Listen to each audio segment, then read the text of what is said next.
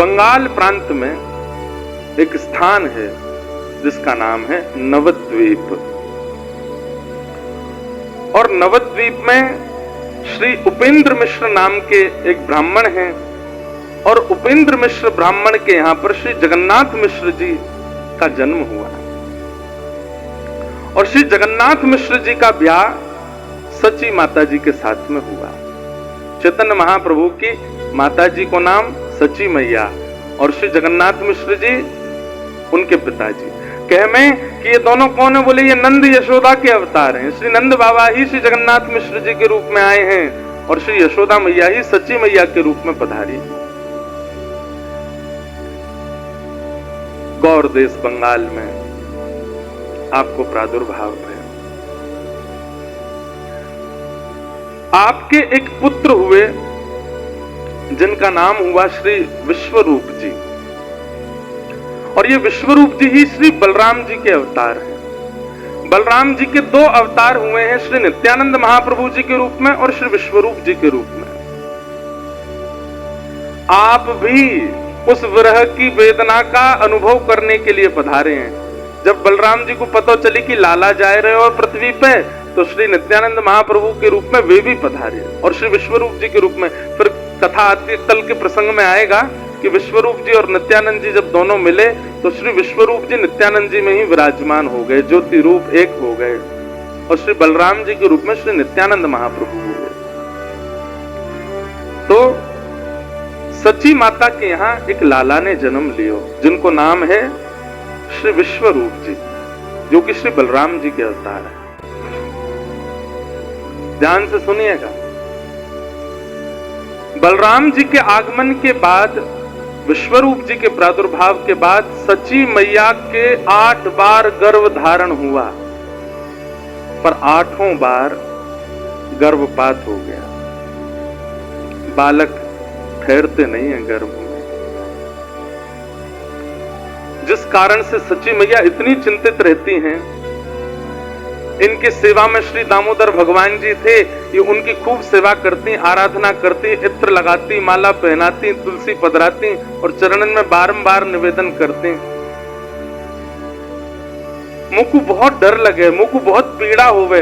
अब जैसे कई माताओं को ऐसे भावना का अनुभव हो जाता है, भगवान करे किसी को ना हो, पर ऐसी क्रिया जिन माताओं के साथ हो जाती है ना, वो बहुत डरने लगती हैं फिर कि हमसे कोई अपराध ना बन जाए, हमारे किसी अपराध का हमको ये फल मिल रहा है, या हमारे द्वारा कोई गलती ना हो जाए।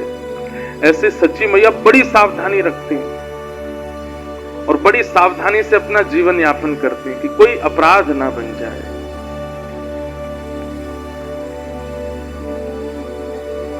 दामोदर भगवान जी की सेवा करते हैं, और सेवा करके केवल ये कहते हैं कि हे दामोदर नाथ, आप कृपा करो, मैं अब कोई अपराध नहीं करूंगी, पवित्रता को ध्यान रखूंगी, सब मंगलमय हो, बस एक बालक और जीवन में आ जाए, आप जैसो ही आ जाए, आपकी सेवा करवे वारो, आपको भजवे वारो, आपको प्राप्त करवे वारो आ जाए।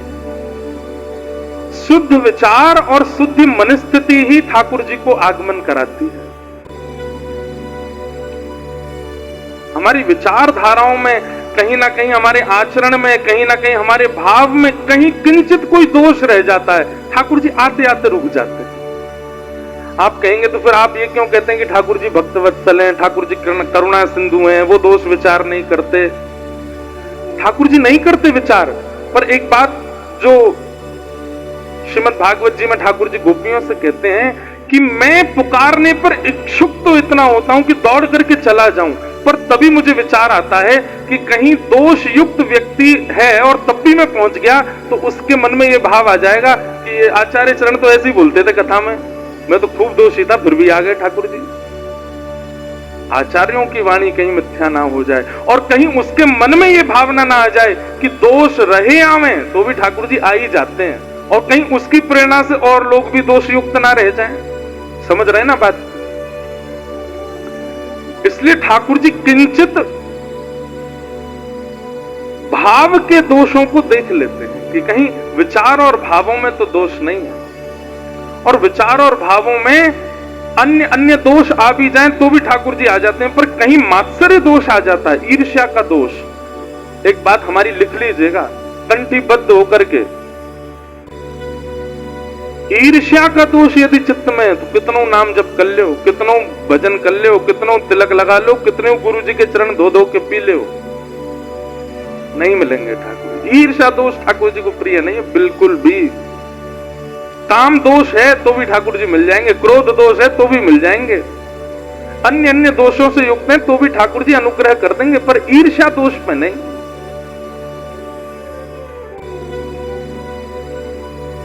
सची मैया परम पवित्र हैं हृदय से और नित्य श्याम सुंदर को पुकारती हैं। अब देखो एक चीज आपको सब जगह मिलेगी कि आचार्य चरणों की माताओं का जीवन देखो।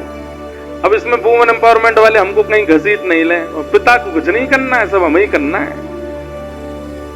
आप इस बात को ऐसे क्यों ले जाते हैं? पिता के अथक प्रयास से कुछ नहीं होने वाला, बेटा केवल खाएगा पिएगा सोएगा, पर उसके भीतर अंतरंग का जो निर्माण है वो तो मां के स्वभाव से ही होगा।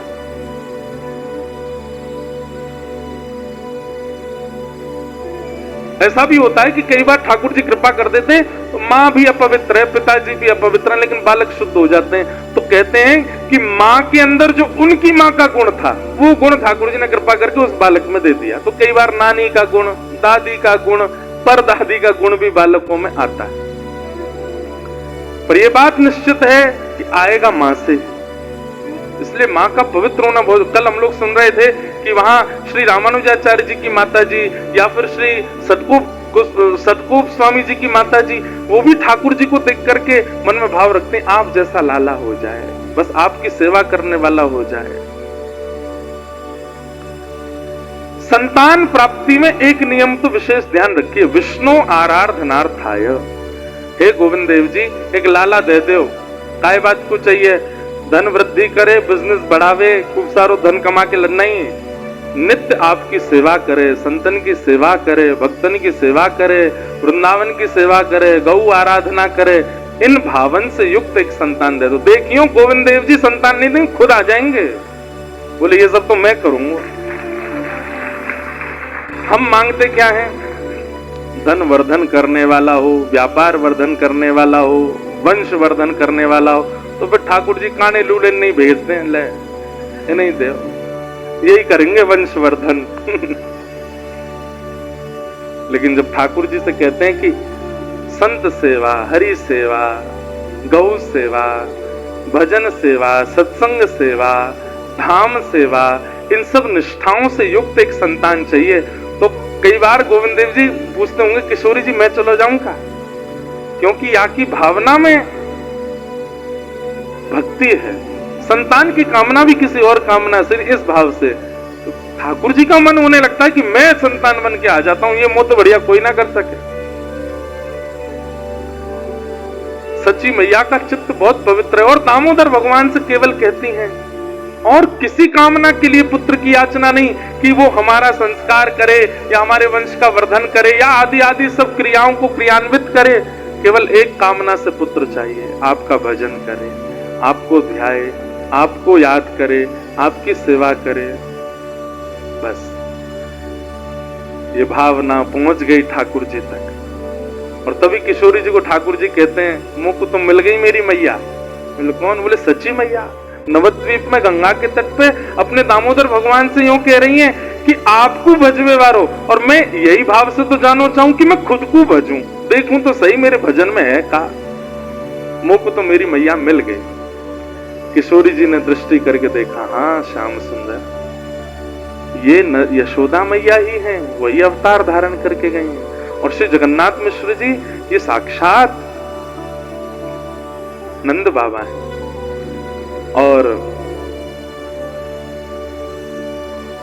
जिस प्रकार एक राजा कभी फकीरी का अनुभव करना चाहता हो तो सिंहासन पर बैठ करके नहीं कर सकता, अपने सिंहासन से उतर करके जाएगा, रूप बदल करके जाएगा, फकीरों के बीच में रूप बदल के बैठेगा, तभी फकीरी का अनुभव होगा। ठीक उसी प्रकार श्याम सुंदर अपनी प्रेम लक्षणा भक्ति, विरहा भक्ति का अनुभव करने के लिए श्री निकुंज से सबको प्रणाम करके और सच्ची मैया के गर्भ में विराजमान हो गए, पधार गए। अब देखो, ध्यान से सुनना। दामोदर भगवान को प्रणाम करके और बस यही कामना है कि बालक हो जाए, और बस ये प्रणाम करती करती, यही चिंतन करती करती सच्ची मैया सोई, और उसी रात्रि श्री ठाकुर जी उनके गर्भ में पधारे। और जैसे ही गर्भ में आए हैं श्याम सुंदर,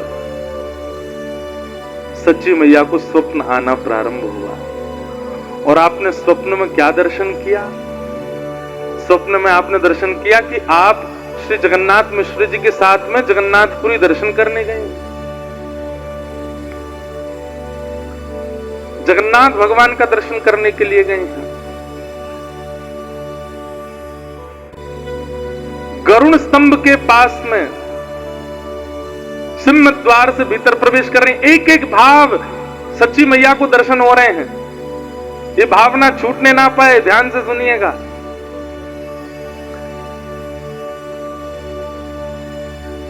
सच्ची मैया को स्वप्न दिखता है कि जगन्नाथ मिश्र जी उनको जगन्नाथपुरी की यात्रा पर ले गए हैं।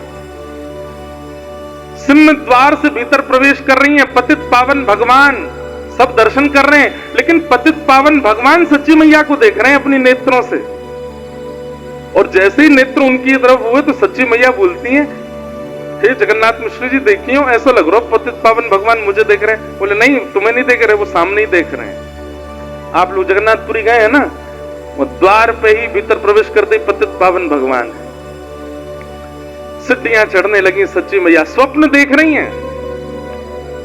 और जैसे ही परिक्रमा लगा करके जा रही हैं तो क्या देख रही हैं? जगन्नाथपुरी मंदिर में जितने भी मंदिर देवालय हैं, सबके ठाकुर जी अपने अपने द्वार देहरी पर बाहर आकर के सच्ची मैया को प्रणाम कर रहे हैं। और ये देख करके सच्ची मैया बार बार जगन्नाथ मिश्र जी से कह रही, देखियो ये तो देवता सब बाहर आ गए, ये देखो ये भी देवी बाहर आ गई, ये तो गणेश जी बाहर बैठे हैं। बोले बाहर नहीं है देवी, अंदर बैठे हैं सब। सच्ची मैया को स्वप्न अनुभव हो रहा है। जैसे ही आपने जगन्नाथ मंदिर में प्रवेश किया और गरुड़ स्तंभ के पास से दर्शन की आज भी विधा है। गरुड़ स्तंभ के पास जाकर के जैसे ही सच्ची मैया ने पहले बलभद्र जी को देखा, सुभद्रा जी को देखा, और जैसे ही जगन्नाथ जी को देखा तो जगन्नाथ जी को देखते ही जगन्नाथ जी मंद मंद मुस्काने लगे और मुंह खोल खोल करके बार बार जैसे मानो मैया मैया कहकर के सच्ची मैया को पुकार रहे हों। और तभी अचानक से विशाल विग्रह श्री जगन्नाथ जी का धीमे धीमे धीमे धीमे छोटा होता चला गया। अचानक से श्री जगन्नाथ जी की भुजाएं प्रकट हो गई, चरण प्रकट हो गए, और नन्हे से गोपाल जी बन करके ब्रह्म वेदी से उतर करके दौड़ियां दौड़ करके आए और सच्ची मैया की गोद में आकर के लिपट गए। ये स्वप्न सच्ची मैया ने देखा। बंधुओं, श्री गौर हरि कौन है? जब लीला संवरण करते हैं श्री चैतन्य महाप्रभु, प्रकट भी श्री जगन्नाथ जी से हो रहे हैं आज सच्ची मैया के पास में। और जब आप लोग सुनेंगे कि श्री चैतन्य महाप्रभु लीला विजय कर गए, तो उस दिन भी सुनेंगे कि दौड़ करके श्री जगन्नाथपुरी मंदिर में प्रवेश करते हैं और गरुड़ स्तंभ के पीछे से दौड़ करके जाते हैं और श्री जगन्नाथ जी में ही विलीन हो जाते हैं। चैतन्य महाप्रभु साक्षात श्री कृष्ण है, कोई अंतर नहीं। घबरा करके मैया के नेत्र खुले और यही स्वप्न सच्ची मैया जगन्नाथ जी को सुनाती हैं। जगन्नाथ मिश्र अपने पतिदेव को, मैंने अभी एक स्वप्न देखो। बोले कहा? बोले ऐसे हम लोग जगन्नाथपुरी गए और वहां पर जगन्नाथ जी छोटे लाला बन गए और वही दौड़ करके आके मेरी गोद में आकर के बैठ गए। मैं उनको खिला रही हूँ, उन्हीं को हृदय से लगा रही हूँ। देवी, ये तो शुभ है, ठाकुर जी का दर्शन होना स्वप्न में, ये तो अच्छी बात है, इसमें चिंता क्यों करती है? चलो स्नान ध्यान करो, सेवा करो। सच्ची मैया स्नान ध्यान कर रही है, लेकिन चिंतन में वही चल रहा है कि जगन्नाथ जी, अच्छा स्नान करके आप जैसे ही बाहर आई तो आपके श्री अंग में वो लक्षण प्रकट होने लगे जो एक गर्भवती माता के होते हैं। आपको पीड़ा जैसी होने लगी, वमन की सी स्थिति बनने लगी। तो आपने जाकर के श्री जगन्नाथ मिश्र जी से कहा कि नहीं, थोड़ा दाई माँ को बुलाओ ना, मुझे कुछ अनुभव हो रहा है। तो जैसे ही दाई माँ आई, आकर के उन्होंने जैसे ही सच्ची मैया की नाड़ी देखी और देख करके तुरंत प्रसन्न होकर के श्री जगन्नाथ मिश्र जी से कहा, बधाई हो, घर में नन्ही किलकारी आवे वारी है। आज सच्ची मैया को गर्भ होने का अनुभव हो रहा है। उसी रात में स्वप्न हुआ, मतलब स्वप्न के द्वारा ही श्री जगन्नाथ जी गर्भ में पधार गए हैं सच्ची मैया के। अब तो स्थिति ये कि सच्ची मैया को खूब सारे अनुभव होने लगे। कभी कभी क्या अनुभव होता है, सुबह उठती हैं और जैसे ही आंगन में देखती हैं तो खूब सारे सुगंधित पुष्प चारों ओर पड़े हैं। सच्ची मैया आकाश की ओर देखती हैं और जैसे तेज धूप उनको लगती है और जैसे वो ऐसे करती, इतने में ही एक बादल आता है और ऊपर आकर के छतरी बन करके सच्ची मैया के घूमने लगता है। जहां जहां जाती है वो बादल ऊपर ही डोलता है। ये सब अनुभव होने लगे। आप जैसे ही सूर्य नारायण को अर्घ देने जाती हैं, इतने में क्या देखती हैं कि सूर्य के नेत्र प्रकट हो गए, सूर्य की मुस्कान आ गई और सूर्य देव प्रणाम कर रहे हैं, सच्ची मैया को वंदन कर रहे हैं। आप जब गौशाला में जाती हैं तो सारी गाय रम्माना बंद कर देती हैं और सच्ची मैया को देख करके नेत्रों से अश्रुपात करने लगती हैं। क्यों? क्योंकि सबको पता है कि गर्भ में कौन है। इस प्रकार के अनुभव आपको होने लगे। कभी बालक के चरणों के चिन्ह दिखाई देने लगते हैं, कभी सूर्य चंद्र के प्रणाम की भावना आपके चित्त में आने लगती है, कभी बादल छतरी बनकर के घूमने लगते हैं। आप जाकर के श्री जगन्नाथ मिश्र जी से कहती हैं, ये सब अनुभव मुझे हो रहे हैं, तो इन अनुभवों से तुम कहीं व्यथित तो नहीं हो रही हो? सच्ची मैया कितनी व्यथित तो नहीं, पर चित्त में आनंद हो रहा है। देवी तुम कुछ चाहती हो? देखो गर्भ में बालक है, तुम्हें बहुत सावधानी रखनी। पहले ही 8 बार गर्भपात हो चुका है, अब नहीं होना चाहिए। बहुत तुम कुछ चाहती हो तो मैं वो व्यवस्था कर दूं? सच्ची मैया बोले एक काम कर दीजिए। बोले क्या? अखंड संकीर्तन बैठवा दीजिए घर पे, दिन रात मेरे कानों में केवल हरिनाम चलता रहे। अभी माँ को 1 महीना ही हुआ है गर्भ धारण किए और श्री घर में अखंड संकीर्तन बैठ गया। दिन भर कीर्तन होता है, रात भर कीर्तन होता है। चलती फिरती उठती बैठती माँ के कानों में केवल और केवल श्री प्रिया प्रियतम का नाम गूंजता रहता है।